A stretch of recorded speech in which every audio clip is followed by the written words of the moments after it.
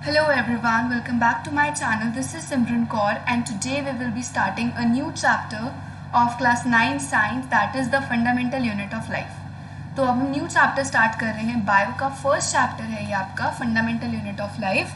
तो इस चैप्टर को हम एक सिंगल वीडियो में कंप्लीट करेंगे. फाइन. तो सबसे पहले तो हम स्टार्ट करते हैं एक साइंटिस्ट की डिस्कवरी से. ठीक है. तो हमारे ये जो साइंटिस्ट आप देख रहे हैं इनका नाम है रॉबर्ट हुक. रॉबर्ट हुक ने क्या किया, 1665 में इन्होंने एक कॉर्क ली, जैसे ट्री का एक पीस लिया तो कॉर्क की एक स्लाइस ली, सपोज एक छोटी सी स्लाइस इन्होंने निकाली और इसको एक प्रिमिटिव माइक्रोस्कोप, प्रिमिटिव होता है कि जो बहुत ही ज़्यादा कह लो ना नॉर्मल सा पुराना सा एक उन्होंने माइक्रोस्कोप लिया, क्योंकि उस टाइम पे इतने एडवांस डेवलप्ड माइक्रोस्कोप नहीं होते थे. प्रिमिटिव माइक्रोस्कोप जो होते थे वो black and white image show करते थे. ठीक है. तो इन्होंने क्या किया, इस कॉर्क की स्लाइस को अपने माइक्रोस्कोप के अंदर, माइक्रोस्कोप के नीचे रखा और उस कॉर्क की स्लाइस को अपने माइक्रोस्कोप से देखा. तो जब उन्होंने देखा तो उन्होंने क्या नोटिस करा कि जो कॉर्क है ना उसके अंदर कुछ इस तरीके के स्ट्रक्चर्स बने हुए हैं. ठीक है. यहाँ पर और ये वाले स्ट्रक्चर्स, ये स्ट्रक्चर्स क्या है, बेसिकली अलग अलग रूम टाइप स्ट्रक्चर आपको नजर आ रहे होंगे और ये सारे के सारे स्ट्रक्चर्स एक दूसरे से सेपरेटेड है ना. हर एक के बीच में कुछ ना कुछ पार्टीशन है और ये अलग अलग शेप्स में है और हर एक के बीच में पार्टीशन है, एक दूसरे से सेपरेटेड है मतलब. ठीक है. तो एक स्मॉल रूम की तरह इनके बीच में इस तरीके से एक एक रूम की तरह बहुत सारे रूम्स बने हुए हैं. तो रॉबर्ट हुक ने क्या किया, इन सबका नेम क्या दे दिया, इन सबका नेम रॉबर्ट हुक ने दिया सेल. सेल का मतलब अगर हम इंग्लिश लैंग्वेज में देखें तो होता है रूम, एक छोटा सा रूम. तो यहाँ पर भी ये चीज़ है कि एक छोटा सा अलग अलग छोटे छोटे रूम्स हैं जो कि एक दूसरे से सेपरेटेड हैं. ठीक है. तो उन्होंने इसका नाम दिया सेल. और ये सारे के सारे जो कॉर्क के अंदर उन्होंने देखे थे सेल्स, ये सारे डेड सेल्स थे. क्यों? क्योंकि देखो हमने कॉर्क की एक स्लाइस यहाँ से निकाल ली है, कॉर्क में से बॉडी से अलग कर दिया, तो वो तो डेड हो गया ना. अब वो कैसे जिंदा रहेगा, उसके पास कोई न्यूट्रिशन नहीं जा रहा, रूट्स में से कुछ भी नहीं जा रहा उसके पास. फाइन. तो यहाँ पर ये सारे के सारे कैसे सेल्स होंगे, डेड सेल्स होंगे. तो यानी कि हमने क्या समझा कि हमारी जो बॉडी है, कोई भी ऑर्गेनिज्म अगर हमारे पास होता है, ये सारा हमने 8th क्लास में भी थोड़ा स्टडी किया था. फाइन. कोई भी ऑर्गेनिज्म जो होता है वो छोटी छोटी यूनिट से मिलकर बना है और इन सारी छोटी छोटी यूनिट्स को क्या बोलते हैं, सेल बोलते हैं. क्या बोलते हैं, सेल बोलते हैं. तो सेल को हमने क्या नाम डिक्लेयर कर दिया, the fundamental unit of life. Fundamental unit of life मतलब फंडामेंटल का मीनिंग होता है बेसिक. तो basic unit of life, life की सबसे बेसिक यूनिट. लाइफ क्या है, अगर आपकी बॉडी अच्छे से वर्क कर रही है, आपके सारे ऑर्गन्स काम कर रहे हैं तो आपकी लाइफ चल रही है. राइट. आपकी बॉडी वर्क कर रही है तो आपकी लाइफ की सबसे बेसिक यूनिट सेल है. क्योंकि अगर सेल नहीं होंगे, सबसे छोटी यूनिट सेल ही नहीं होंगे तो एक ऑर्गेनिज्म कैसे बनेगा. इसका एक छोटा सा एग्जाम्पल लेते हैं. लाइन क्या होती है, एक सिंपल सी line. A line is a collection of points, है ना. बहुत सारे पॉइंट्स एक दूसरे के साथ मिलते चले जाते हैं और एक लाइन बनती जाती है. इधर और इधर पॉइंट्स मिलते जाते हैं और आपकी लाइन जो है वो स्ट्रेच होती जाती है. सिमिलरली जब बहुत सारे सेल्स मिलते हैं तो एक ऑर्गेनिज्म बनता है. समझ आ गया यहाँ तक.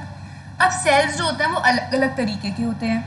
सपोज आपकी जो मसल्स है, आपकी मसल्स का स्ट्रक्चर कैसा होता है, मसल के सेल्स का स्ट्रक्चर इस तरीके से होता है क्योंकि आपकी मसल्स को कॉन्ट्रैक्ट रिलैक्स करना पड़ता है ना. मसल्स आपकी ऊपर नीचे कॉन्ट्रैक्ट करती हैं फिर रिलैक्स करती हैं, तो उनका स्ट्रक्चर इस हिसाब से बना होता है. फिर आपकी जो फैट सेल्स होते हैं वो इस तरीके से बने होते हैं, फैट सेल्स हमारे. ठीक है. उसके बाद नेक्स्ट आता है आपके पास जो स्पर्म सेल होता है वो इस तरीके से होता है क्योंकि उसे फीमेल बॉडी के अंदर एंटर करना होता है तो पीछे उसकी एक टेल होती है ताकि वो आराम से स्विम करके फीमेल बॉडीज के अंदर एंटर कर जाए.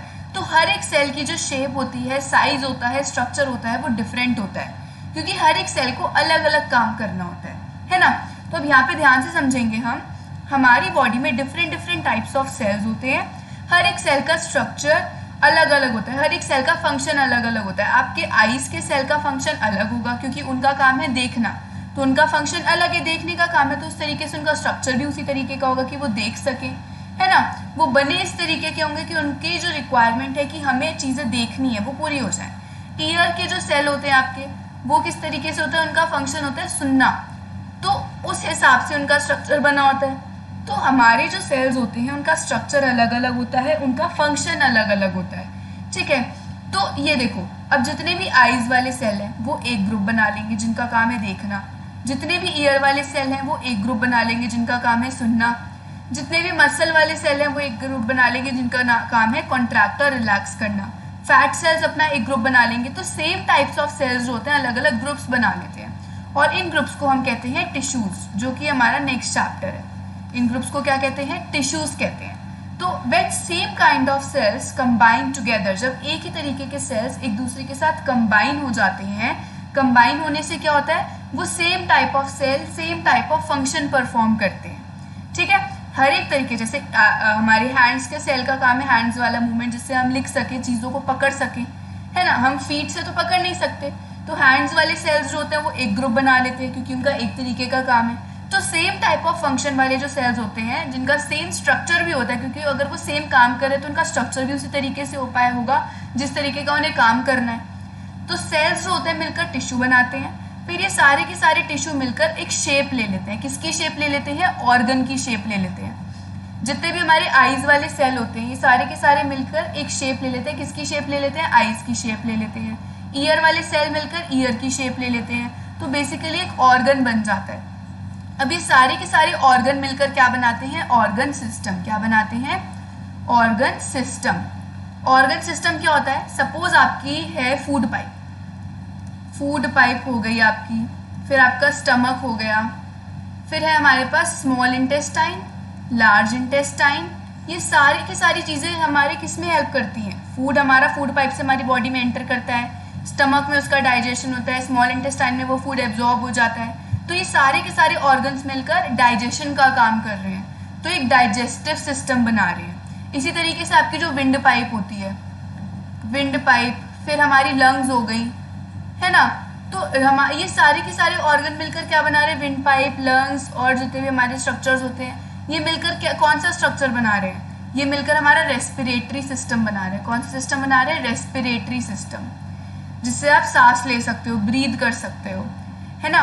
इसी तरीके से आपका हार्ट, ठीक है। फिर आपकी ब्लड वेसल्स जो ब्लड कैरी करती हैं। ब्लड वेसल्स क्या होती हैं? जिसके अंदर ब्लड मूव करता है हमारी बॉडी में, है ना।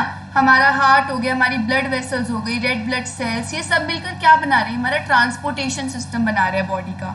तो सारे के सारे ऑर्गन्स मिलकर क्या बनाते हैं? एक सिस्टम बनाते हैं। बहुत सारे different different combination of organs मिलकर एक ऑर्गन सिस्टम बनाते हैं। जैसे food pipe, stomach, small intestine, large intestine मिलकर क्या बना रहे हैं? डाइजेस्टिव सिस्टम, कि ये सारे ऑर्गन्स डाइजेशन का काम करवाते हैं, है ना। तो ऑर्गन सिस्टम बन गया और ये सारे ऑर्गन सिस्टम मिलकर एक ऑर्गेनिज्म बना लेते हैं। तो यानी कि हमने जो चैप्टर में पढ़ा, तो सबसे मेन चीज़ हमने यहाँ पर क्या सीखी कि ऑर्गेनिज्म बनाने के लिए सबसे छोटी यूनिट क्या चाहिए हमें? एक ऑर्गेनिज्म बनाने के लिए सबसे छोटी यूनिट जो है हमें चाहिए सेल है। कि अगर सेल नहीं होंगे तो ना ही सेल्स मिलकर टिश्यूज बनाएंगे, ना ही उससे ऑर्गन बनेंगे, ना ही उससे ऑर्गन सिस्टम बनेगा और ना ही उससे ऑर्गेनिज्म बनेगा। तो यानी कि ऑर्गेनिज्म बनाने के लिए सबसे इम्पॉर्टेंट चीज़ हमारी सेल ही होती है। और अलग अलग सेल्स की शेप, अलग अलग सेल्स का साइज डिफरेंट होता है क्योंकि उनका फंक्शन अलग अलग होता है। पर अब हम मेन टॉपिक पर आते हैं, सेल की सबसे इम्पॉर्टेंट टॉपिक पर। देखो, सेल की सबसे इम्पॉर्टेंट 3 चीज़ें होती हैं। अगर मैं सेल का स्ट्रक्चर के बारे में बात कर रही हूँ सेल के, तो सेल की सबसे इम्पॉर्टेंट 3 चीज़ें होती हैं। मैं कौन से सेल की बात कर रही हूँ? एनिमल के सेल की बात कर रही हूँ या ह्यूमन बींग्स के सेल की बात कर रही हूँ। हम एनिमल्स ही तो आते हैं। तो सेल जो होता है उसके सबसे इम्पॉर्टेंट 3 चीज़ें होती हैं। तो फर्स्ट चीज़ जो सबसे ज़्यादा इम्पॉर्टेंट है वो है सेल मेम्ब्रेन। और सेल मेम्ब्रेन का दूसरा नाम, अगर क्वेश्चन आ जाए cell membrane is also called, तो वो दूसरा नाम है प्लाज्मा मेम्ब्रेन। सेल मेम्ब्रेन को हम और क्या बोल सकते हैं? प्लाज्मा मेम्ब्रेन, ठीक है। सेल मेम्ब्रेन और प्लाज्मा मेम्ब्रेन सबसे इम्पॉर्टेंट चीज़ या सबसे इम्पॉर्टेंट पार्ट होता है सेल का। कैसे? मैंने आपको जब रॉबर्ट हुक का डायग्राम दिखाया था, जब उसने कॉर्क को रखा अपने माइक्रोस्कोप के नीचे, तो उसने क्या देखा था कि सारे के सारे सेल्स जो होते हैं वो अलग अलग शेप के इस तरीके से यहाँ पर होते हैं, इनके अलग अलग स्ट्रक्चर्स हैं और ये एक दूसरे से सेपरेटेड है ना, सेपरेटेड है, हर एक के बीच में पार्टीशन है। तो सेपरेटेड किस तरीके से? जैसे रूम को सेपरेट करने के लिए वॉल्स चाहिए, वैसे ही अलग अलग सेल्स को सेपरेट करने के लिए सेल मेम्ब्रेन चाहिए। क्या चाहिए? सेल मेम्ब्रेन चाहिए, ठीक है। सेल वॉल नहीं लिखोगे, सेल मेम्ब्रेन लिखोगे। सेल वॉल भी होता है कुछ, पर वो थोड़ा सा अलग होता है, ठीक है। तो अभी आप सेल मेम्ब्रेन पर ध्यान दो। सेल मेम्ब्रेन क्या होती है हमारी? सेल मेम्ब्रेन बेसिकली सेपरेट करती है एक सेल को अपनी सराउंडिंग से। अपने सराउंडिंग सेल से, अपनी पूरी सराउंडिंग से एक सेल को सेपरेट करने का काम किसका होता है? सेल मेम्ब्रेन या फिर प्लाज्मा मेम्ब्रेन। अब सेल मेम्ब्रेन को सेलेक्टिवली परमिएबल मेम्ब्रेन भी कहते हैं। अब क्वेश्चन आता है गिव रीजन में कि cell membrane is also called selectively permeable membrane. Why? देखो, मेम्ब्रेन का मतलब तो होता है आपका, वर्ड मेम्ब्रेन का मतलब सीख लो, मेम्ब्रेन मतलब होता है कवरिंग। क्या कहते हैं? कवरिंग। तो सेल की कवरिंग को सेल मेम्ब्रेन कहेंगे एक तरीके से, ठीक है। मेम्ब्रेन एक तरीके से कवरिंग भी नहीं कह लो, ऐसी लेयर जो कि सेपरेट कर रही है सेल को उसकी सराउंडिंग से। तो सेल मेम्ब्रेन को सेलेक्टिवली परमिएबल क्यों कहते हैं? परमिएबल का मतलब होता है कि चीजों को पास करने देना, परमिएबल जिसमें से चीजें पास हो जाती हैं। तो allow things to pass through it, कि ये चीजों को अलाउ करता है अपने में से पास होने के लिए, ठीक है। पर सेलेक्टिवली परमिएबल का मतलब कि सेल मेम्ब्रेन अपने अंदर और बाहर चीजों का मूवमेंट अलाउ करती है, कि चीजें अंदर भी आ सकती हैं, कुछ चीजें बाहर जा सकती हैं, पर सब कुछ नहीं जा सकता। सेलेक्टिव चीजें ही अंदर या बाहर जा सकती हैं सेल मेम्ब्रेन की, ठीक है। और वो सिलेक्टिव चीजें क्या क्या है? तो हमारे पास जो सिलेक्टिव चीजें हैं जो कि अंदर या बाहर जा सकती हैं सेल मेम्ब्रेन के, तो वो है हमारे पास, जस्ट अ सेकेंड, यस। तो जो चीजें अलाउ कर देती हैं, मतलब सेल मेम्ब्रेन किन किन चीजों को अलाउ करती है कि वो चीजें बाहर आ सके, अंदर जा सके, वो है कार्बन डाइऑक्साइड, ऑक्सीजन, वाटर और फूड हो गया या इंपॉर्टेंट मिनरल्स हो गए। तो सिर्फ यही चीजें अंदर या बाहर जा सकती हैं सेल मेम्ब्रेन के, ठीक है। वेस्ट मटेरियल को बाहर कर सकते हैं पर वेस्ट मटेरियल अंदर नहीं आ सकता। तो यानी कि सेल मेम्ब्रेन में से कुछ ही चीजें बाहर जा सकती हैं और कुछ ही चीजें अंदर आ सकती हैं, और इस वजह से सेल मेम्ब्रेन का दूसरा नेम होता है सिलेक्टिवली परमिएबल मेम्ब्रेन। तो अगर आपके पास क्वेश्चन आ जाए कहीं से कि why cell membrane is called selectively permeable membrane, because plasma membrane allows the entry and exit of some materials in and out of the cell, कि सिर्फ कुछ ही चीजों की एंट्री या एग्जिट अलाउ करती है प्लाज्मा मेम्ब्रेन, और it also prevents movement of some other material, और ये कुछ मटीरियल का मूवमेंट प्रिवेंट भी करती है कि कुछ चीजें बाहर ना चली जाए। जैसे सेल के अंदर ना बहुत सारी और चीज होती है, जैसे हमारी बॉडी है, हमारी बॉडी के अलग अलग ऑर्गन होते हैं जो अलग अलग काम करते हैं, वैसे ही सेल के अंदर भी सेल के कुछ बहुत सारे स्ट्रक्चर्स होते हैं, सेल के भी अलग अलग ऑर्गन होते हैं जो कि सेल के अंदर अलग अलग काम करते हैं। तो वो चीजें सेल के बाहर ना चली जाए, तो वो भी कौन ध्यान रखता है उसका? सेल मेम्ब्रेन या फिर सिलेक्टिवली परमिएबल मेम्ब्रेन, ठीक है। परमिएबल मतलब मूवमेंट अलाउ करना, सिलेक्टिवली यानी कुछ ही चीजों का मूवमेंट अलाउ करना, सो दैट इज वाई इसे बोलते हैं सिलेक्टिवली परमिएबल मेम्ब्रेन। और जो हमारी प्लाज्मा मेम्ब्रेन होती है ये क्या होती है? काफी ज्यादा फ्लेक्सिबल होती है। फ्लेक्सिबल मतलब ये एनवायरनमेंट के हिसाब से अपनी शेप थोड़ी सी ऐसे चेंज भी कर सकती है ना, एडजस्ट कर लेती है अपने आप को, और साथ साथ चीज़ों को भी मूव करने में हेल्प कर रही है, मूवमेंट अलाउ कर रही है चीज़ों को, सो दैट इज वाई ये फ्लेक्सिबल होती है, ठीक है।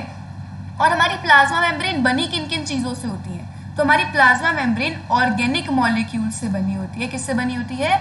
ऑर्गेनिक मॉलिक्यूल से बनी होती है, और उन ऑर्गेनिक मॉलिक्यूल्स को कहते हैं प्रोटीन्स, और दूसरे आते हैं लिपिड्स। लिपिड्स क्या है? लिपिड्स होते हैं कुछ फैट मॉलिक्यूल्स। क्या होते हैं? Fat molecules. तो हमारी प्लाज्मा मेम्ब्रेन लिपिड से बनी होती है, फैट मॉलिक्यूल से बनी होती है और प्रोटीन से बनी होती है, ठीक है।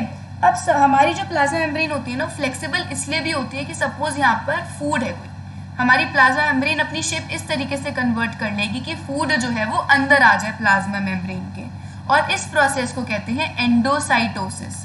किसे कहते हैं? Endocytosis. So endocytosis is a process which allows the cell to engulf the food and other material from its external environment। क्या बोला मैंने? मैं दोबारा लिख के दिखाती हूँ आपको इसकी प्रॉपर डेफिनेशन। क्या? एक सेकेंड।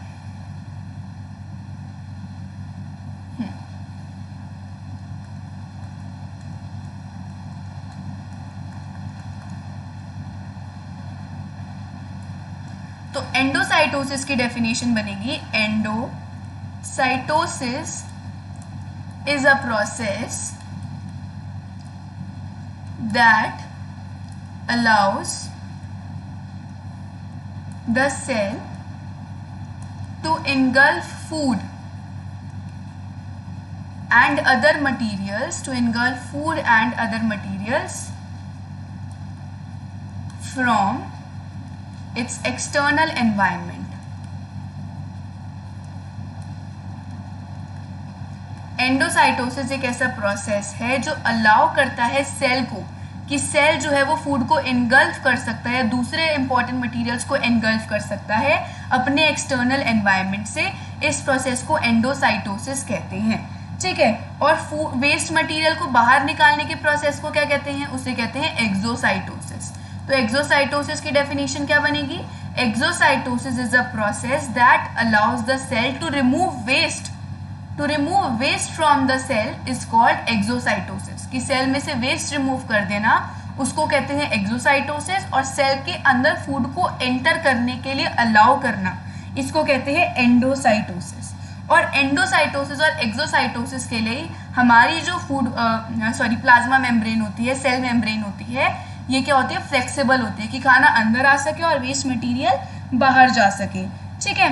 अब इसके बाद यहाँ पर नेक्स्ट चीज़ आती है, हमारी नेक्स्ट प्रोसेस आता है। देखो, अब मैं एक एग्जांपल लेती हूँ, ये आपका इसी का ही पार्ट है, आप जो प्लाज्मा मेम्ब्रेन पढ़ रहे हो इसी का ही पार्ट है। पहले तो प्लाज्मा मेम्ब्रेन क्या होती है? प्लाज्मा मेम्ब्रेन की अगर आपको डेफिनेशन लिखने के लिए आ जाए तो आप लोग क्या लिखोगे? The outermost covering of the cell. Cell membrane क्या है? The outermost covering of the cell. Membrane का मतलब कवरिंग ही बताया ना मैंने अभी मेन। The outermost covering of the cell, the outermost covering of the cell that separates the content of the cell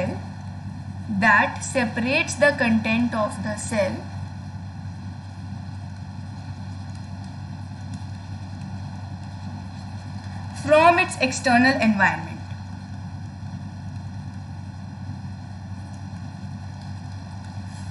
तो यहाँ पर इसकी डेफिनेशन क्या बनी? जो आउटर मोस्ट कवरिंग होती है सेल की, जो कि सेपरेट करती है सेल के कंटेंट्स को, सेल के अंदर जितनी भी चीज़ें होती हैं उनको अपने एक्सटर्नल एनवायरनमेंट से, सेल की बाहर की चीज़ों को सेल के अंदर की चीज़ों से सेपरेट करने का काम किसका होता है? सेल मेम्ब्रेन का होता है। जल्दी से इसका स्क्रीनशॉट लेंगे।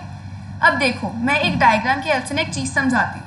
सपोज आपके पास यहाँ पर 2 टैंक्स हैं और ये दोनों के दोनों टैंक्स एक पाइप से कनेक्टेड है। ये टैंक ए है, ये टैंक बी है। सपोज टैंक ए में ज़्यादा पानी है और टैंक बी में कम पानी है, तो क्या होगा? जो टैंक ए का पानी है वो पाइप के थ्रू फ्लो करके टैंक बी की तरफ चला जाएगा।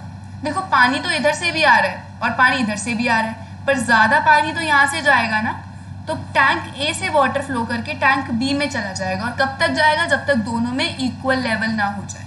यही होता है, ठीक है। इसी तरीके से प्लाज्मा मेम्ब्रेन के अंदर भी मूवमेंट होते हैं।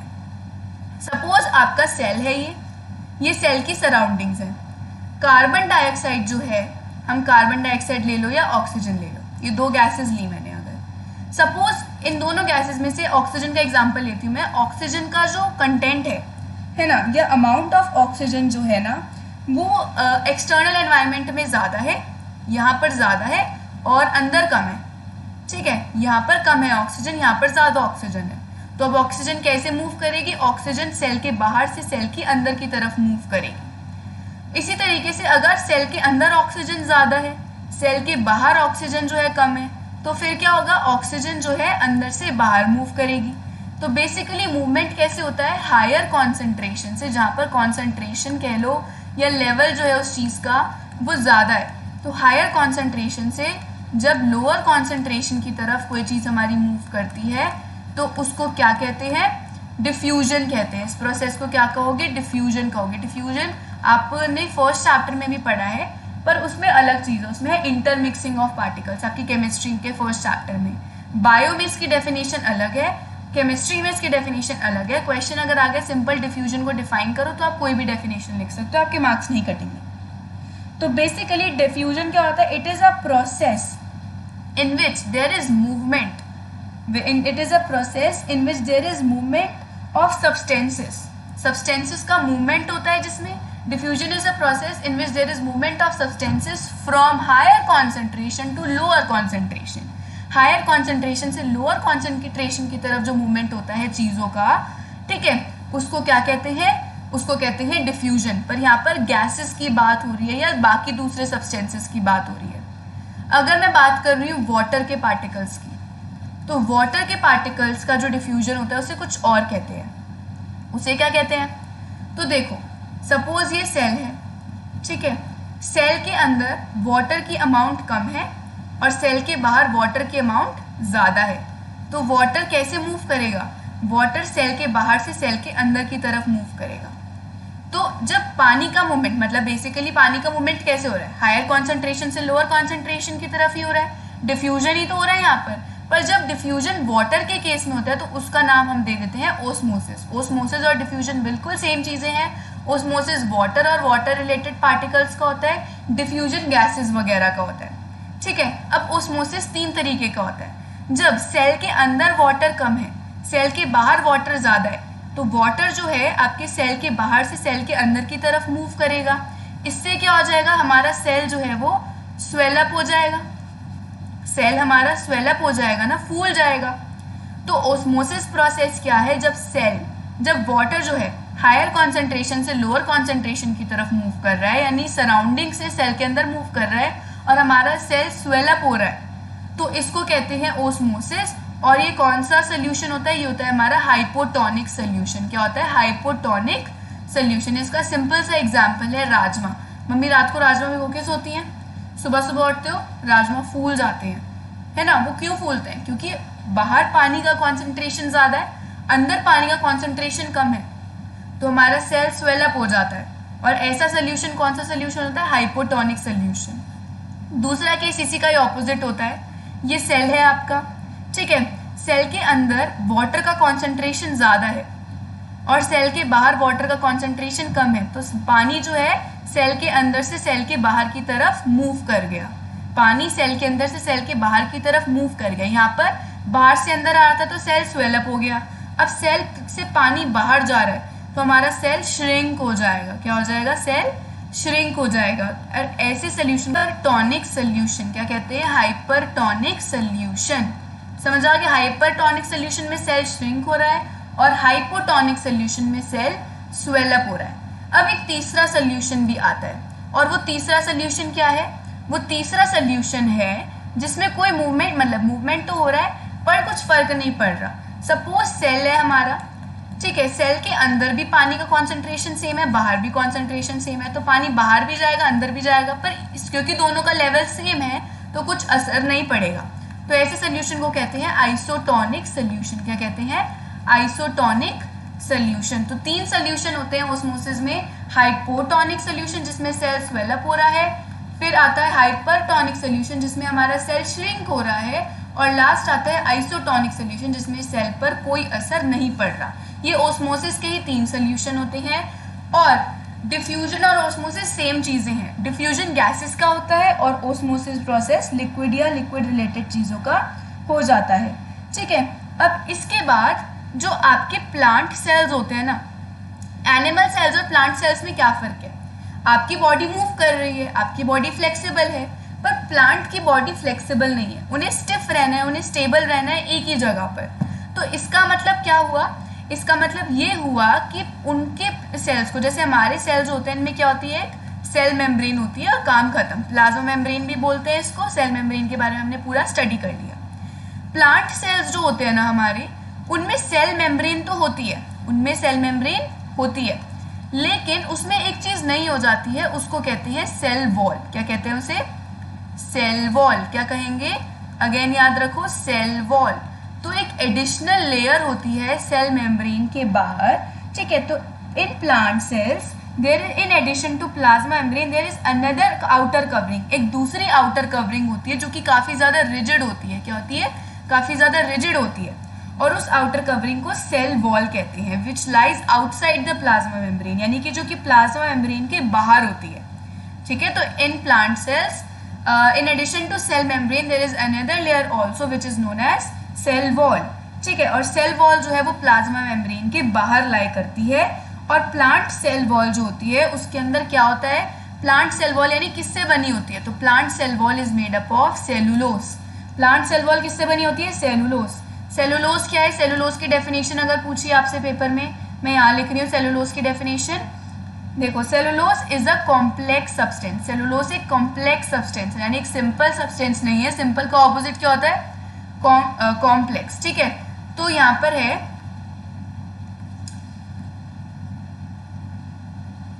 Cellulose is a complex substance that provides structural strength to plants. That provides structural strength to plants.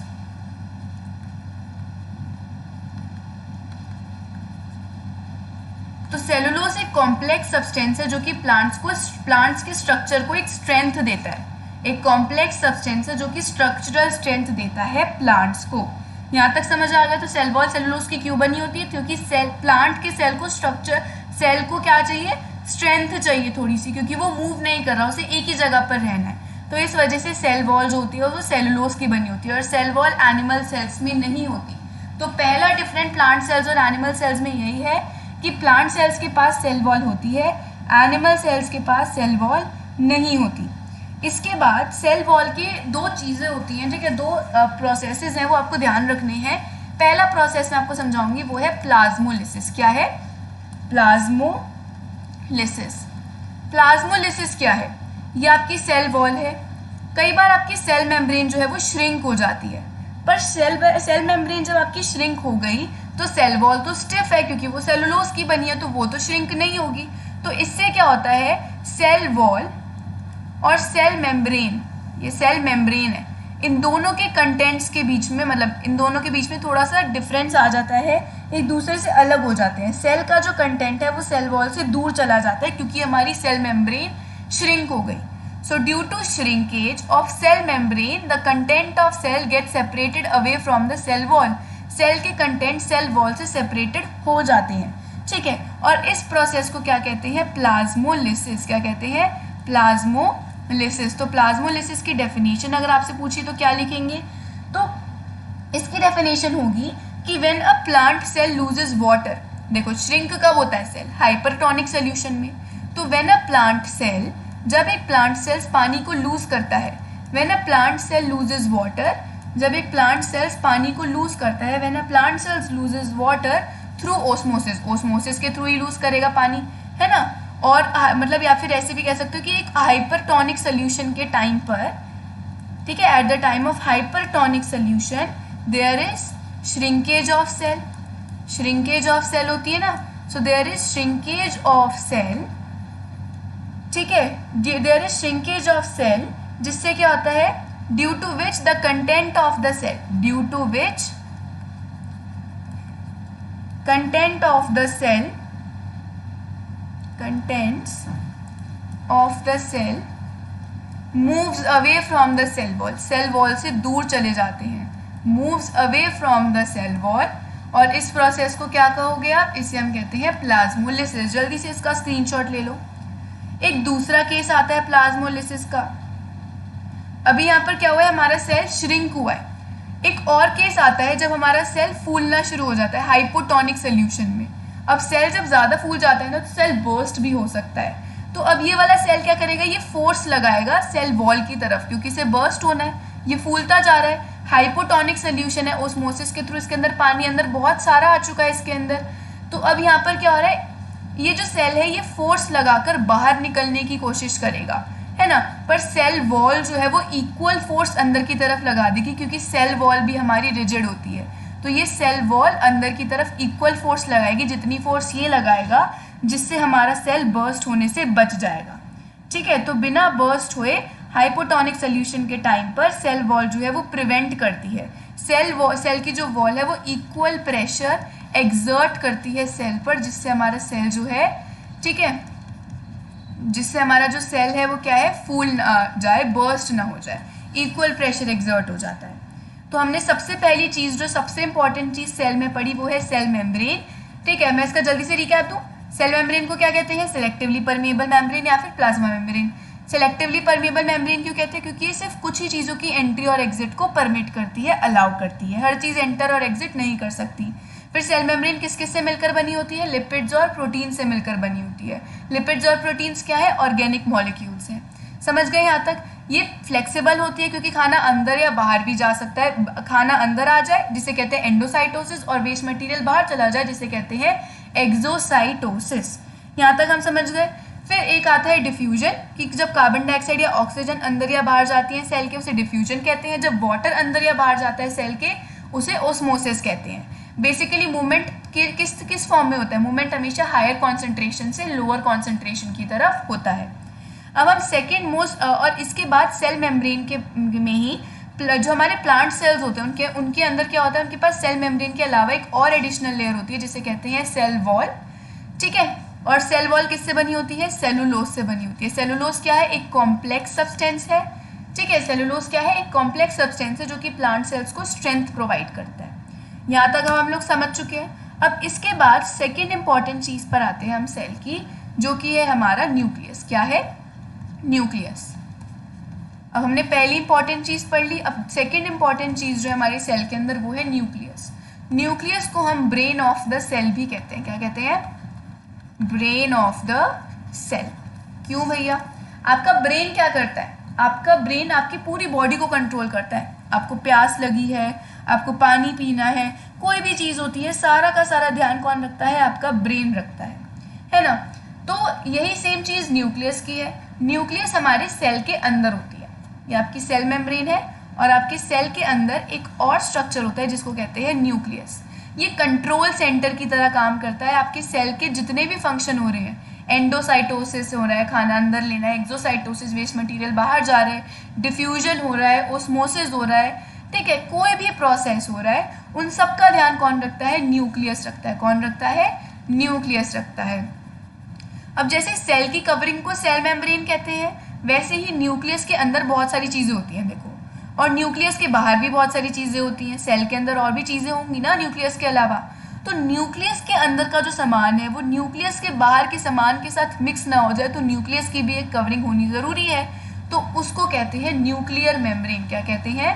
Nuclear membrane. जैसे सेल मेम्ब्रेन होती है सेल की कवरिंग, ऐसे न्यूक्लियस की कवरिंग को कहते हैं न्यूक्लियर मेम्ब्रेन। न्यूक्लियस के अंदर एक स्मॉल सर्कुलर बॉडी होती है। क्या होती है? स्मॉल सर्कुलर बॉडी होती है जिसको कहते हैं न्यूक्लियोलस। क्या कहते हैं? न्यूक्लियोलस। और न्यूक्लियस को हम ब्रेन ऑफ द सेल भी कहते हैं। इसके बाद न्यूक्लियस के अंदर ना एक चीज और होती है, ठीक है। वो क्या होते हैं? न्यूक्लियस के अंदर कुछ थ्रेड लाइक स्ट्रक्चर्स होते हैं। क्या होते हैं? सपोज ये न्यूक्लियस है तो इसके अंदर ऐसे कुछ थ्रेड लाइक स्ट्रक्चर्स होते हैं। तो thread like structures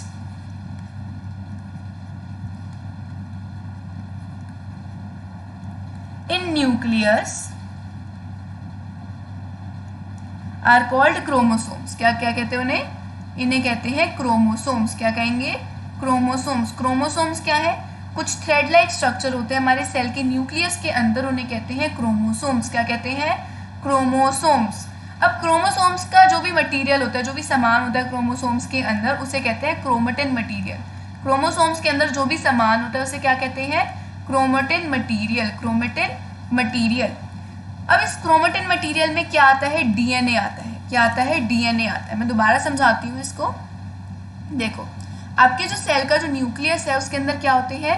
thread like structures होते हैं, और उन थ्रेड लाइक स्ट्रक्चर्स को क्या कहते हैं? क्रोमोसोम्स। आपको क्या याद रखना है? क्रोमोसोम्स क्या है? थ्रेड लाइक स्ट्रक्चर्स, ठीक है। क्रोमोसोम्स के अंदर जो भी मटेरियल होता है, क्रोमोसोम्स का जो भी मटेरियल होता है उसे कहते हैं क्रोमेटिन मटेरियल। क्या कहते हैं? Chromatin material. जिसमें हमारा क्या आता है? जिसके अंदर हमारा डीएनए आता है। डीएनए की फुल फॉर्म क्या है? Deoxyribo nucleic acid. Deoxyribo nucleic acid, ये डीएनए होता है। और डीएनए क्या है?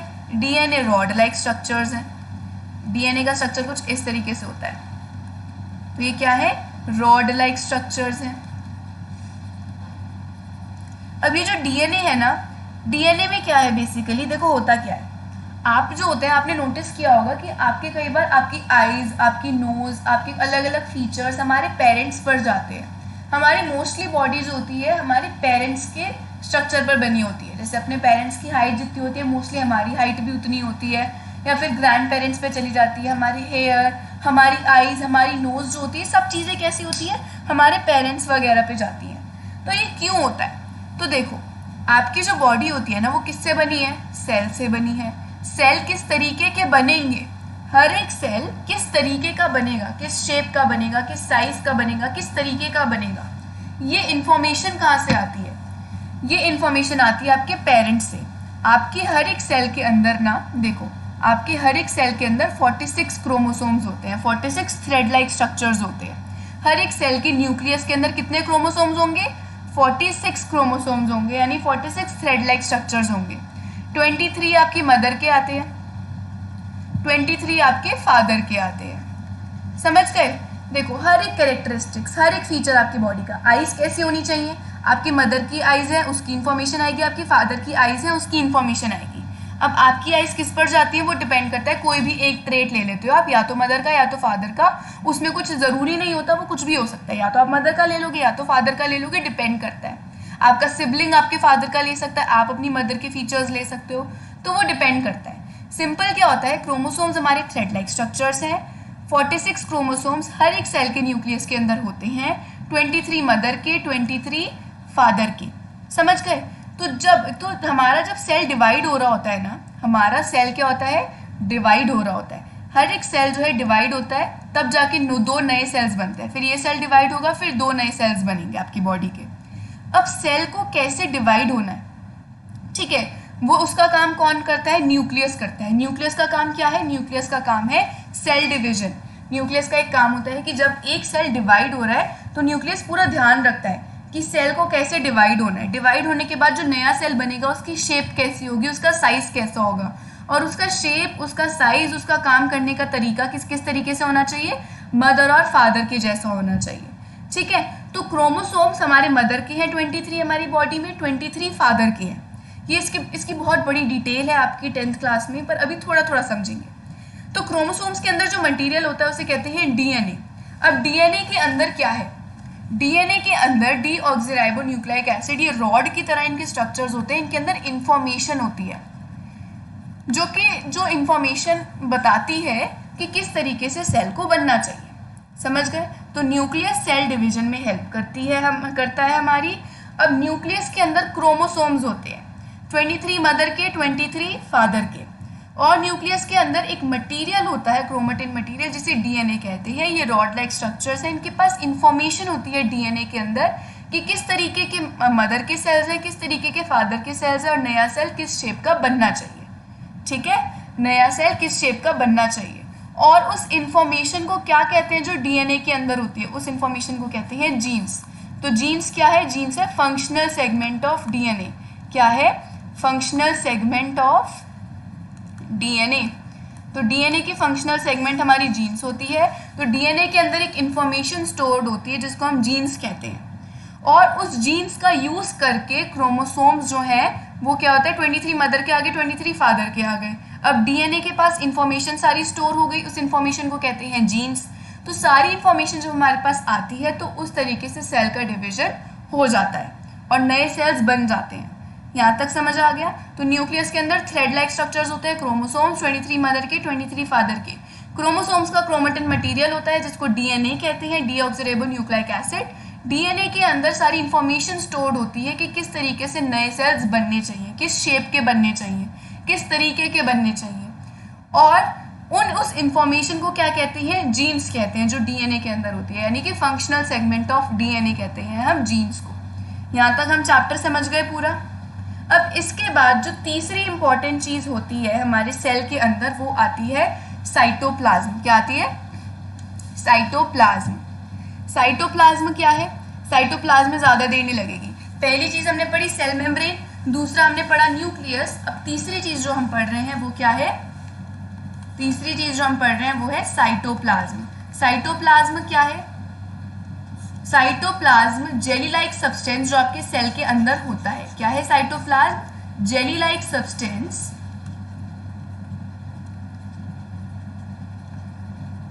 इन द सेल, ठीक है, in the cell of an organism. एक ऑर्गेनिज्म के सेल्स के अंदर जो जेली लाइक सब्सटेंस होता है, that fill up the cell, जो कि सेल को फिल करके रखता है। और सारी की सारी चीजें, न्यूक्लियस भी इसके अंदर फ्लोट करेगा, सेल के अलग अलग चीजें होती हैं बहुत सारी, वो भी इसके अंदर फ्लोट करेंगी। तो मेन जो सबसे ज्यादा होता है वो क्या होता है? साइटोप्लाज्म होता है। ठीक है, अब एक चीज ध्यान रखना, आपका जो साइटोप्लाज्म है सेल के अंदर और जो न्यूक्लियस है, ये दोनों मिलकर क्या बनाते हैं? ये दोनों मिलकर बनाते हैं प्रोटोप्लाज्म। साइटोप्लाज्म और न्यूक्लियस मिलकर क्या बनाते हैं? प्रोटोप्लाज्म। क्योंकि साइटोप्लाज्म और न्यूक्लियस के बिना सेल जिंदा नहीं रह सकता। न्यूक्लियस नहीं होगा तो नए सेल्स नहीं बनेंगे, क्योंकि सेल डिवाइड होता है न्यूक्लियस की वजह से, है ना। न्यूक्लियस के अंदर ही तो इन्फॉर्मेशन होती है कि नया सेल्स कैसे बनने चाहिए, तो न्यूक्लियस ही सेल को डिवाइड करने में हेल्प करता है। तो नए सेल्स नहीं बन पाएंगे, अगर साइटोप्लाज्म नहीं होगा तो सेल के अंदर जितनी भी चीज़ें फ्लोट कर रही है वो फ्लोट ही नहीं कर पाएंगी। तो ये दोनों क्या है, लिविंग यूनिट है सेल्स की, क्या है, लिविंग यूनिट ऑफ सेल, यानी कि अगर ये दोनों नहीं होंगे तो सेल जिंदा नहीं रहेगा। तो साइटोप्लाज्म और न्यूक्लियस क्या है, लिविंग यूनिट ऑफ सेल कहते हैं इनको हम, ठीक है। और यहाँ तक समझ आ गया। अब देखो इसके बाद हम आते हैं अपने नेक्स्ट टॉपिक पर, जो कि थोड़ा सा इंटरेस्टिंग है। अब दो तरीके के सेल्स होते हैं, एनिमल सेल, प्लांट सेल की बात नहीं कर रही मैं। एनिमल सेल में ही दो कैटेगरी आती है, एक होते हैं प्रोकैरियोटिक सेल्स, एक होते हैं यूकैरियोटिक सेल्स। जिन ऑर्गेनिजम्स के अंदर प्रोकैरियोटिक सेल्स हैं उनको बोलते हैं प्रोकैरियोट्स, जिन ऑर्गेनिज्म के अंदर यूकैरियोटिक सेल्स हैं उनको कहते हैं यूकैरियोट्स। यहां तक समझ गए। अब देखो प्रोकैरियोटिक सेल्स कौन से सेल्स होते हैं, जिनकी जो न्यूक्लियस है उसकी मेम्ब्रेन नहीं होती, न्यूक्लियर मेम्ब्रेन नहीं है, तो न्यूक्लियस का सारा सामान सेल के अंदर मिक्स हो जाएगा, है ना।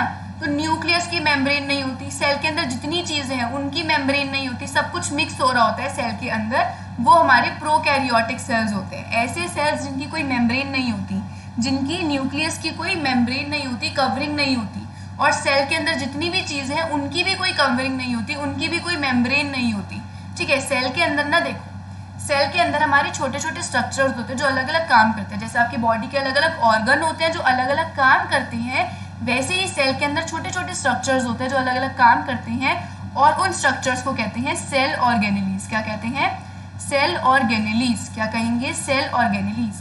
तो सेल ऑर्गेनेलीज क्या होती है, साइटोप्लाज्म में फैली हुई ऐसे स्ट्रक्चर्स जो कि सेल के अलग अलग काम करते हैं, वो सेल ऑर्गेनेलीज होती है।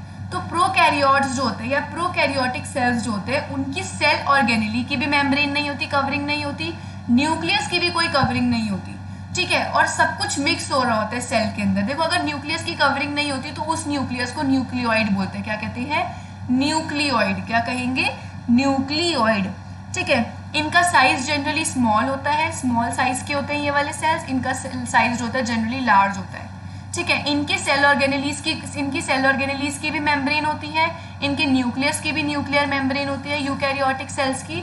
तो यूकैरियोटिक सेल्स वो सेल्स है जो आपकी बॉडी में होते हैं, प्रोकैरियोटिक सेल्स जो होते हैं ये बैक्टीरिया वगैरह की बॉडी में होते हैं, ठीक है, समझ गए। तो दो सेल्स होते हैं, प्रोकैरियोटिक, यूकैरियोटिक।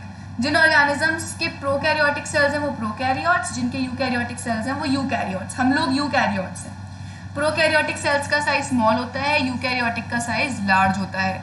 इनकी सेल ऑर्गेनेलीज जो होती है उनकी मेम्ब्रेन नहीं होती, और यूकैरियोटिक सेल्स की सेल ऑर्गेनेलीज की मेम्ब्रेन होती है। मेम्ब्रेन बाउंड सेल ऑर्गेनेलीज है, ऐसी सेल ऑर्गेनेलीज है जिनकी मेम्ब्रेन होगी। यूकैरियोटिक सेल्स का जो न्यूक्लियस होता है उसकी भी मेम्ब्रेन होती है, न्यूक्लियर मेम्ब्रेन, पर प्रोकैरियोटिक सेल्स की मेम्ब्रेन नहीं होती। तो यहाँ पर ये क्या होता है, ये न्यूक्लियोइड बन जाता है। न्यूक्लियस जो होता है वो मिक्स हो रहा होता है सेल के कंटेंट्स के साथ। समझ गए यहाँ तक। अब हम आते हैं सेल ऑर्गेनेलीज को थोड़ा डिटेल में समझने के लिए, ठीक है। सेल ऑर्गेनेलीज जो हम समझेंगे इस चैप्टर में वो थोड़ी सी इंपॉर्टेंट है, ठीक है। एक बार सेल ऑर्गेनेली के बारे में मैंने अभी क्या बताया, सेल ऑर्गेनेली के बारे में मैंने अभी आपको ये चीज़ बताई है कि आपका जो सेल है ये हमारी क्या होती है, देखो सेल मेम्ब्रेन होती है, प्लांट सेल्स के अंदर सेल वॉल एक्स्ट्रा होती है। दूसरी इंपॉर्टेंट चीज़ जिसके बारे में हमने स्टडी किया वो है न्यूक्लियस यानी ब्रेन ऑफ द सेल। तीसरी इंपॉर्टेंट चीज़ जो हमने पढ़ी थी वो थी साइटोप्लाज्म, जो कि पूरे में फैली हुई है, जेलियाइक सब्सटेंस। अब मैंने आपको एक ऑर्गन वाला जो एग्जाम्पल दिया कि आपकी जिस तरीके से आपकी बॉडी के डिफरेंट डिफरेंट ऑर्गन है जो अलग अलग काम करते हैं, वैसे ही सेल के अंदर अलग अलग और स्ट्रक्चर्स हैं जो कि अलग अलग फंक्शन परफॉर्म करते हैं, ठीक है। उनकी शेप कुछ भी हो सकती है, किसी की शेप ऐसी होती है जैसे आपके ईयर्स, आइज, नोज, आपके अलग अलग ऑर्गन की शेप अलग अलग होती है ना, वैसे ही सेल ऑर्गेनेली की शेप अलग अलग होती है। तो ये स्ट्रक्चर्स को क्या कहते हैं, सेल ऑर्गेनेली। अब सेल ऑर्गेनेली की हम एक डेफिनेशन बनाते हैं जल्दी से। सेल ऑर्गेनेलीज की डेफिनेशन क्या बनेगी, इनकी डेफिनेशन बनेगी स्कैटर्ड इन साइटोप्लाज्म। स्कैटर्ड का मतलब फैली हुई है, साइटोप्लाज्म में ही तो फैली हुई है ये सारी। Scattered in cytoplasm are small structures, छोटे छोटे स्ट्रक्चर्स हैं साइटोप्लाज्म में फैले हुए।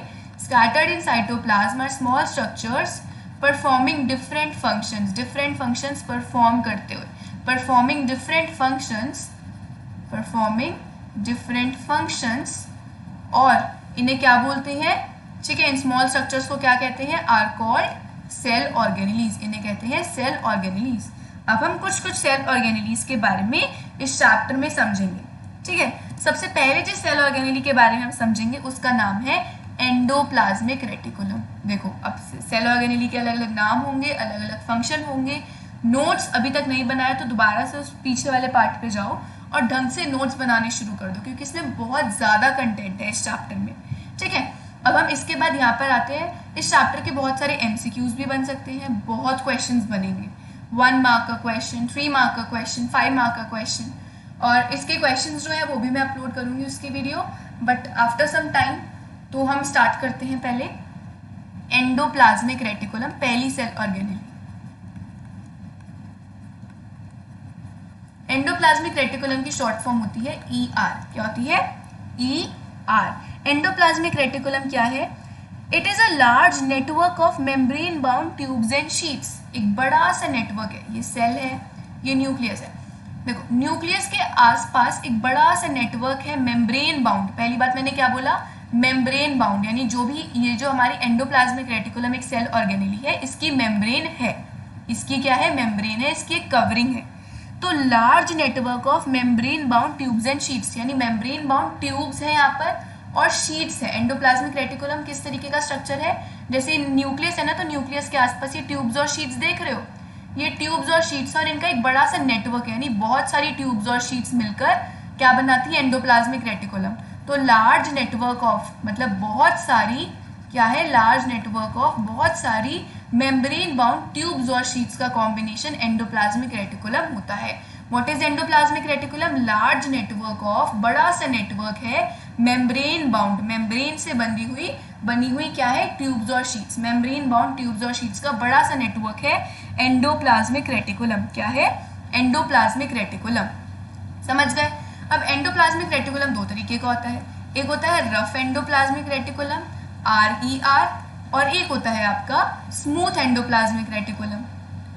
रफ एंडोप्लाज्मिक रेटिकुलम जो होता है वो तो न्यूक्लियस के साथ ऐसे चिपका हुआ बना होता है। स्मूथ एंडोप्लाज्मिक रेटिकुलम इस तरीके से बना होता है, सेल के अंदर ही होता है, साइटोप्लाज्म में।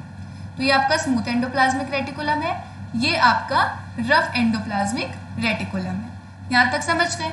अब ये एंडोप्लाज्मिक रेटिकुलम रफ कैसे बना, तो एंडोप्लाज्मिक रेटिकुलम के ऊपर ना छोटे छोटे स्ट्रक्चर्स होते हैं। क्या होते हैं, छोटे छोटे स्ट्रक्चर्स होते हैं या पार्टिकल्स होते हैं, छोटे छोटे पार्टिकल्स होते हैं रफ एंडोप्लाज्मिक रेटिकुलम के ऊपर, जिन पार्टिकल्स को हम बोलते हैं राइबोसोम्स। क्या कहते हैं, राइबोसोम्स।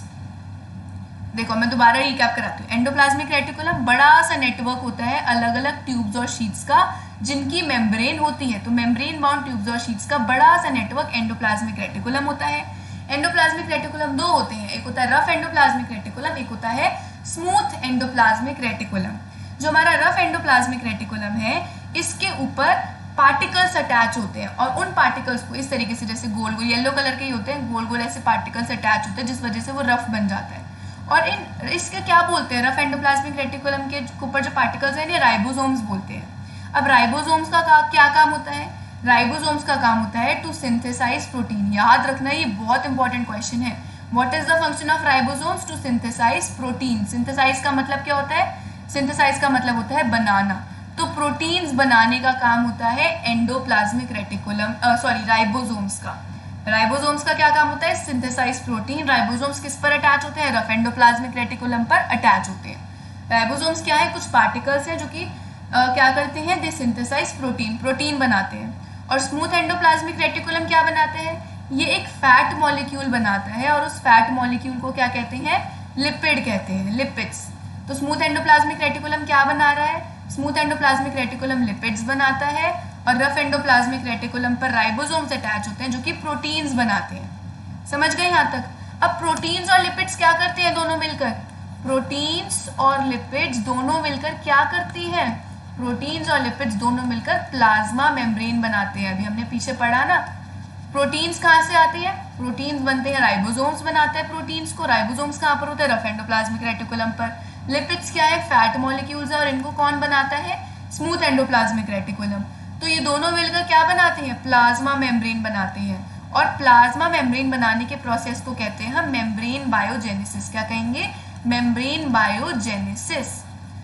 तो what is membrane biogenesis? The process by which plasma membrane is formed with the help of proteins and lipids is called membrane biogenesis.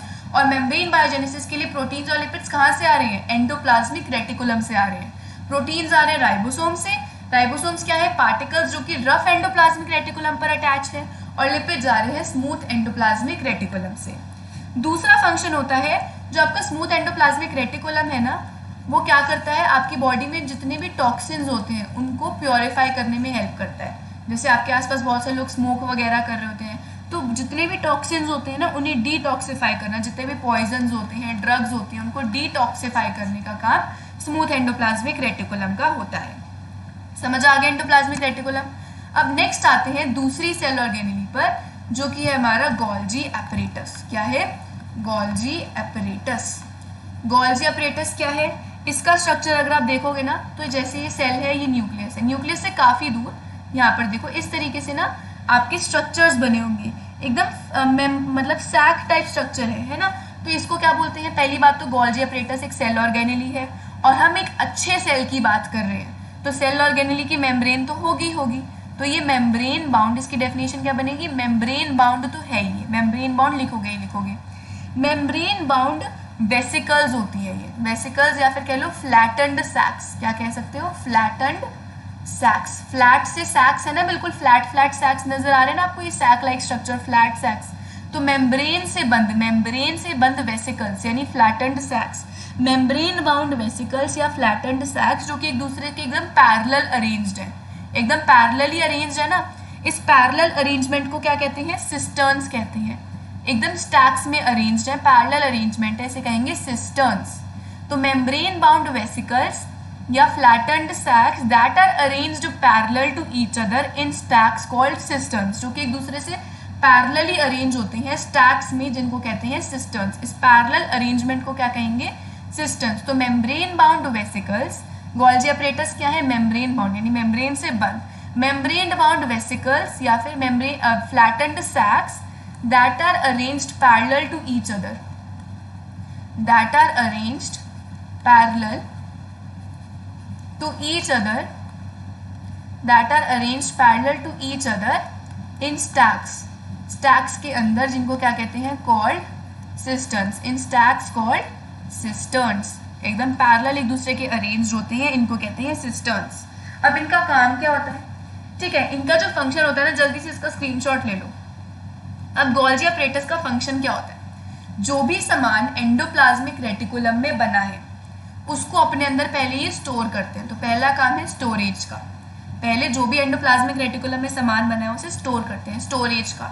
Storage करने के बाद उसे मॉडिफाई करते हैं, मॉडिफिकेशन, थोड़ा सा चेंज करते हैं। ठीक है, जिस तरीके से मतलब एंडोप्लाज्मिक रेटिकुलम में जो भी सामान बना है उसे डायरेक्टली सेल यूज तो नहीं कर सकता, उसको मॉडिफाई किया जाता है इस फॉर्म में कि सेल यूज कर सके। सपोज कोई कॉम्प्लेक्स शुगर है, कोई कॉम्प्लेक्स शुगर लाइक स्ट्रक्चर बना है एंडोप्लाज्मिक रेटिकुलम में, तो उसको सिंपल शुगर में कन्वर्ट करेगा गोल्जी एपरेटस, ताकि वो यूज कर सके, हमारा सेल उसे यूज कर सके। तो कॉम्प्लेक्स चीजों को सिंपल चीजों में कन्वर्ट करता है गोल्जी एपरेटस। पहले स्टोर करेगा जो भी सामान एंडोप्लाज्मिक रेटिकुलम में बना है, फिर उसे मॉडिफाई करेगा, चेंज करेगा इस फॉर्म में कि वो कॉम्प्लेक्स से सिंपल फॉर्म में कन्वर्ट हो जाए। फिर चेंज करने के बाद उसकी पैकेजिंग करेगा, क्योंकि सामान अगर पैक हो गया तो फिर वो इजीली ट्रांसपोर्ट भी हो जाएगा। पैकेजिंग करने के बाद सेल के अलग अलग पार्ट्स में वो सामान ट्रांसपोर्ट हो जाता है, चला जाता है। तो गोल्जी एपरेटस का फंक्शन क्या है? Storage, modification and packaging of all the material that has been made in endoplasmic reticulum. वो सारा मटेरियल एंडोप्लाज्मिक रेटिकुलम में जो बना है उसका स्टोरेज, उसका मॉडिफिकेशन, उसका पैकेजिंग। देखो प्रोटीन अगर बना है रफ एंडोप्लाज्मिक रेटिकुलम में और लिपिड्स बने हैं स्मूथ एंडोप्लाज्मिक रेटिकुलम में, तो गोल्जी एपरेटस उन्हें स्टोर करेगा, फिर उसे मॉडिफाई करेगा इस फॉर्म में कि ये दोनों मिलकर प्लाज्मा मेम्ब्रेन बना दे, फिर उसको पैक करेगा और फिर उसके बाद आपका सेल जो है उसे यूज कर लेगा। समझ गए? समझ आ गए यहाँ तक हमें गोल्जी एपरेटस। अब गोल्जी एपरेटस एक और काम करता है। गोल्जी एपरेटस एक सेल ऑर्गेनेली बनाता है। अलग अलग सेल ऑर्गेनेलीज के बारे में पढ़ रहे हो ना, तो गोल्जी एपरेटस एक सेल ऑर्गेनेली बनाता है जिसका नाम है लाइसोसोम्स। क्या है? लाइजोसोम्स। तो लाइजोसोम्स कौन बनाता है? Golgi apparatus. तो गोल्जी अपरेटस का एक और फंक्शन क्या हो गया कि ये लाइजोसोम्स बनाते हैं। गोल्जी अपरेटस है क्या? गोल्जी अपरेटस फ्लैटेंड सैक्स होते हैं। तो मेम्ब्रेन बाउंड वेसिकल्स या फिर मेम्ब्रेन बाउंड फ्लैटेंड सैक्स, इनकी खुद की मेम्ब्रेन होती है ना, तो मेम्ब्रेन बाउंड फ्लैटेंड सैक्स जो कि एक दूसरे से पैरेलली अरेंज होते हैं, that are arrange parallel to each other in stacks. Stacks अलग अलग स्टैक्स में अरेंज होते हैं और इन स्टैक्स को क्या कहते हैं? सिस्टर्न्स कहते हैं। इनका फंक्शन क्या होता है? Storage, modification, packaging of all the material that has been made in endoplasmic reticulum. जो भी सामान एंडोप्लाज्मिक रेटिकुलम में बना उसे स्टोर करना, मॉडिफाई करना, पैक करना और फिर उसके बाद यूज करना इस फॉर्म में कि सेल उसे यूज कर सके। फिर इनका एक और फंक्शन होता है, वो है लाइजोसोम्स को बनाना। अब लाइजोसोम्स क्या है पहले यही देख लेते हैं, जो कि तो लाइजोसोम्स को कौन बनाता है? पहली चीज तो आप क्या लिखोगे अगर पूछा जाए लाइजोसोम्स कौन बनाता है, तो हम लिखेंगे लाइजोसोम्स बनाता है हमारा गोल्जी अपरेटस। लाइजोसोम्स क्या होते हैं? लाइजोसोम्स का स्ट्रक्चर इस तरीके से होता है, सर्कल। अगर पेपर में ऐसे सर्कुलर स्ट्रक्चर आ जाए तो कहोगे लाइजोसोम्स है, ठीक है। लाइजोसोम्स के अंदर क्या होता है? लाइजोसोम्स के अंदर फील्ड होता है एक डाइजेस्टिव एंजाइम। अच्छा, इसकी खुद की मेम्ब्रेन होगी ना, तो ये मेम्ब्रेन बाउंड होती है।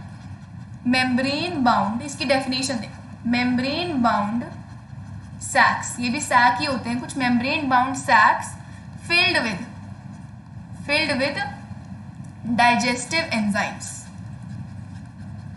ये क्या है? मेम्ब्रेन बाउंड तो लिखोगे हर एक में, सैक लाइक स्ट्रक्चर है इनका और इनके अंदर क्या भरे होते हैं? इनके अंदर डाइजेस्टिव एंजाइम भरा होता है। लाइजोसोम्स के अंदर क्या भरा होता है? Digestive enzyme. एंजाइम्स क्या है? केमिकल्स होते हैं कुछ, देखो इतना याद रखो, केमिकल्स होते हैं।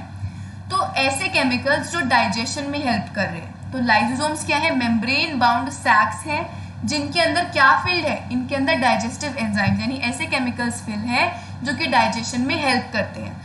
तो लाइजोसोम्स हमारे करते क्या है? लाइजोसोम्स जितना भी वेस्ट मटेरियल होता है ना हमारे सेल के अंदर, उसको डाइजेस्ट कर जाते हैं, ठीक है। जो भी वेस्ट मटेरियल होता है सेल के अंदर का, वो सारा का सारा लाइजोसोम्स में आता है और लाइजोसोम्स उस वेस्ट मटेरियल को डाइजेस्ट कर जाते हैं। अब लाइजोसोम्स को सुसाइड बैग्स भी कहते हैं। लाइजोसोम्स को क्या कहते हैं? Suicide bags. क्या कहते हैं? Suicide bags. क्यों कहते हैं? इसका क्या रीजन है? देखो, मेटाबॉलिज्म का मतलब क्या होता है? मेटाबॉलिज्म का मतलब होता है कि हमारा सेल किस तरीके से काम कर रहा है, ठीक है। सेल किस तरीके से काम कर रहा है, तो सेलुलर मेटाबॉलिज्म कहते हैं। सेलुलर मेटाबॉलिज्म मतलब हमारा सेल किस तरीके से काम कर रहा है। अब अगर इसमें डिस्टर्बेंस आ जाए, हमारे सेलुलर मेटाबॉलिज्म में डिस्टर्बेंस आ जाए, so due to disturbance in cellular metabolism, हमारे सेलुलर मेटाबॉलिज्म में डिस्टर्बेंस आ गई, यानी सेल जिस तरीके से काम कर रहा है उसमें डिस्टर्बेंस आ गई, तो क्या होगा? लाइजोसोम्स बर्स्ट हो जाते हैं। क्या होते हैं? लाइजोसोम्स बर्स्ट हो जाते हैं। देखो, सेल ढंग से काम नहीं कर रहा तो सेल हमारा पूरा ही वेस्ट बन गया, तो लाइजोसोम्स बर्स्ट हो जाते हैं। और अब लाइजोसोम्स बर्स्ट होंगे तो डाइजेस्टिव एंजाइम पूरे सेल में फैल जाएगा। सेल में जैसे ही वो डाइजेस्टिव केमिकल फैल जाएगा, ये पूरा का पूरा सेल डाइजेस्ट कर जाएंगे and digest the whole cell. तो सेल तो मर ही गया। तो क्या होता है? Due to disturbance in cellular metabolism. Cellular metabolism मतलब सेल किस तरीके से काम कर रहा है। अगर उसी में ही डिस्टर्बेंस आ गई तो सेल ढंग से काम करेगा नहीं, तो हमारे लाइजोसोम्स बर्स्ट हो जाएंगे। लाइजोसोम्स जैसे ही बर्स्ट होंगे हमारे, अब जितना भी डाइजेस्टिव एंजाइम है लाइजोसोम्स का वो बाहर आ जाएगा और अब हमारा पूरा सेल ही वेस्ट हो चुका है, तो ये पूरे सेल को डाइजेस्ट कर जाते हैं लाइजोसोम्स। तो लाइजोसोम्स को इसलिए हम सुसाइड बैग्स बोलते हैं, ठीक है। Lysosomes are also called suicide bags क्योंकि sometimes due to disturbance in cellular metabolism lysosomes में burst and digest the whole cell. समझ गए यहाँ तक? इसके बाद नेक्स्ट आती है हमारी सेल ऑर्गेनेली जिसका नेम है माइटोकॉन्ड्रिया। माइटोकॉन्ड्रिया के बारे में तो हम पहले पढ़ के आ चुके हैं। माइटोकॉन्ड्रिया का दूसरा नेम होता है power house of the cell. Mitochondria का काम क्या होता है? देखो, आपके सेल के अंदर फूड भी जाता है और आपके सेल के अंदर ऑक्सीजन भी जाता है। अब ये दोनों मिलकर क्या रिलीज करते हैं? कार्बन डाइऑक्साइड गैस रिलीज करते हैं, साथ साथ एनर्जी रिलीज करते हैं। तो माइटोकॉन्ड्रिया का क्या काम होता है? फूड को ऑक्सीडाइज करना, फूड के अंदर ऑक्सीजन को मिक्स करना, फूड को ऑक्सीडाइज करना, यानी फूड के अंदर ऑक्सीजन को मिक्स करना। फूड ऑक्सीडाइज करके क्या रिलीज होता है? कार्बन डाइऑक्साइड गैस जो कि सेल के बाहर चली जाती है और एनर्जी रिलीज हो जाती है। तो एनर्जी कहाँ से आ रही है सेल की? माइटोकॉन्ड्रिया से आ रही है, क्योंकि माइटोकॉन्ड्रिया के अंदर फूड और ऑक्सीजन मिक्स होते हैं, यानी फूड ऑक्सीडाइज हो जाता है और एनर्जी रिलीज हो जाती है। ठीक है, तो माइटोकॉन्ड्रिया को power house of the cell कहते हैं। इसका डायग्राम कुछ ऐसे होता है, ठीक है, ऐसे करके आ जाए डायग्राम, तो माइटोकॉन्ड्रिया है वो। अब ध्यान से देखना, जो एनर्जी रिलीज होती है ना वो कुछ मॉलिक्यूल की फॉर्म में रिलीज होती है, जिनको कहते हैं एटीपी मॉलिक्यूल्स। क्या कहेंगे?